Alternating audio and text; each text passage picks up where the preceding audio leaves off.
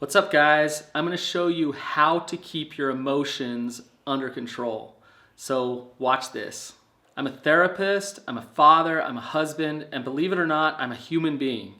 And to be honest with you guys, when I was a kid, I had a major temper. When I would lose games at basketball or whatever, I'd freak out and I would explode. So I've learned how to keep my emotions under control. I've learned specific tools both personally, and I teach them every day as a therapist. So I'm going to show you what those tools are and why you can be effective at keeping your emotions under control.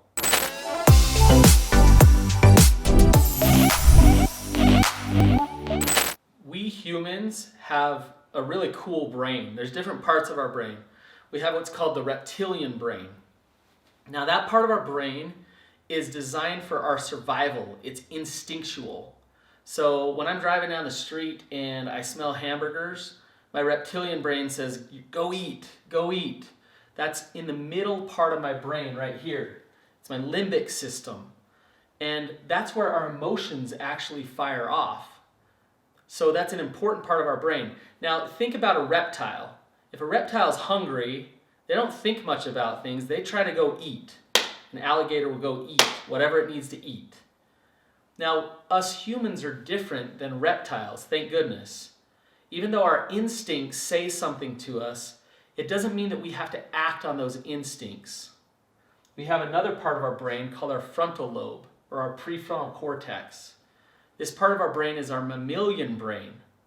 In this part of our brain, we can say, my body wants this thing, I want to act in this way, but I'm going to choose not to because I don't want the consequences of those actions. So I want you to stop for a minute and just think about some of the ways that you respond emotionally. Maybe it's to your kids or your spouse or whatever. And think about how unconscious you get when you start to yell, when you start to project your anger onto things or do things that aren't helpful or effective in the situation. That's limbic. That's reptilian brain. You can shift out of that reptilian brain, regulate your emotions, and actually choose your behaviors. One of Viktor Frankl's famous quotes, which I use all the time, is there's a space between stimulus and response where you have the power to choose. You have the power to choose how you think. You have the power to choose how you behave. So just because the stimulus is there doesn't mean you need to respond. Now think about it. What is the function of an emotion? Why do we have emotions? Well, emotions are there to protect us. They communicate to us and they communicate to others. So emotions are a good thing. But emotions cause a lot of problems at the same time because emotions perpetuate thoughts and emotions perpetuate other emotions. They build on themselves and they get bigger and bigger and bigger until eventually our behaviors start to come. Our actions start to come because our emotions have built up so much. When we shift our thinking, we can actually regulate our emotions. I'm going to show you how to get up to this mammalian brain and be effective in working with your emotions. But before I do me a favor and go and subscribe to my channel.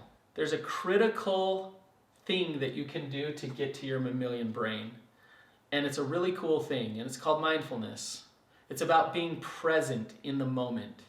Your reptilian brain takes you out. It makes you unconscious and reactionary. Mindfulness takes you in, and it makes you conscious about what's going on in that moment. So there's specific tools that actually work to bring in mindfulness in any given situation. I believe that you can do this in any situation, even if you're in a lot of distress. One of the basic things that you can do is have a breathing practice where you actually learn how to stop for maybe 20 seconds or a minute and focus on your breath. So when that child of yours says that thing that just sets you off, breathe for a minute. Just breathe. And before you react to that child, just breathe. And notice what happens. You're allowing space between stimulus and response. God has given us our breath, and it's a huge blessing. It helps us regulate ourselves. Another thing to do is your senses. So when you start to go offline and you're stuck in your brain, then use other parts of you. So your touch. If you can touch a soft blanket or maybe a soft rug beneath your feet, If you can smell things like essential oils, or I actually like citrus fruit, so I'll go grab an orange and I'll smell it before I react to something. And all I'm doing is grounding myself in that moment, and the smell helps ground me in that moment.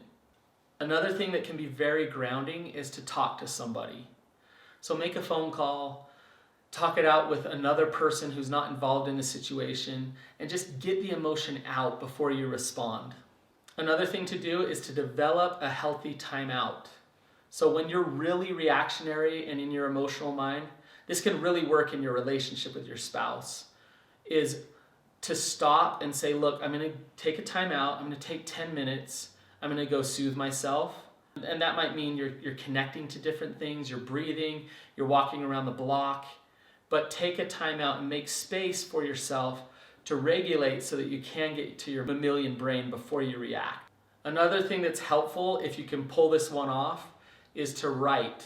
And the reason why writing is helpful is because you're taking what's inside of you here, all this emotion, all these feelings and thoughts, and you're putting it out on paper.